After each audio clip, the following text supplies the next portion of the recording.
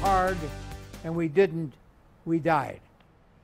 A local World War II prisoner of war is opening up about a 3-year nightmare, as well as his feelings about receiving a landmark apology from Mitsubishi.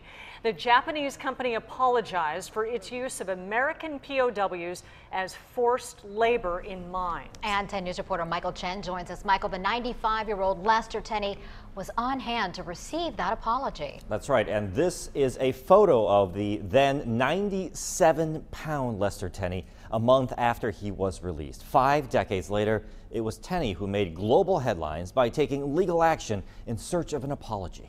This is a picture of my tank crew. So many decades later, Severely beaten on a number of occasions. Lester Tenney vividly recalls his years as a prisoner of war in Japan. The experiences were barbaric, inhumane. Tenney, an Army tank commander, was among the thousands forced to surrender to Japan during the Battle of Bataan in the Philippines.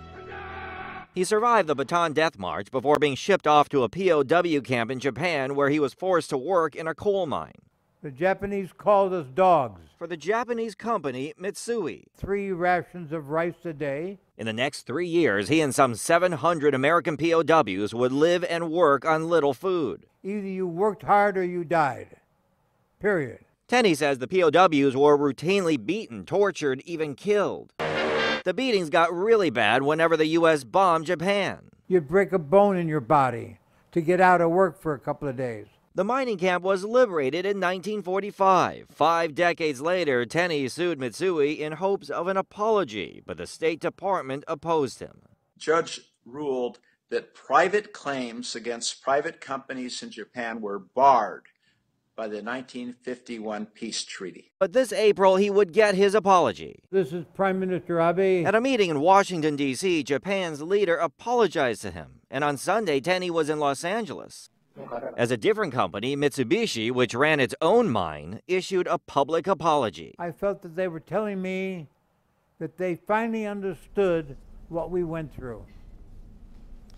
Tenney hopes the apology will now pave the way for Mitsui and some 80 other companies that use POWs for labor to issue similar statements. He says less than 20 of the original 700 POWs in his mining camp are alive today. Michael Chen, 10 News.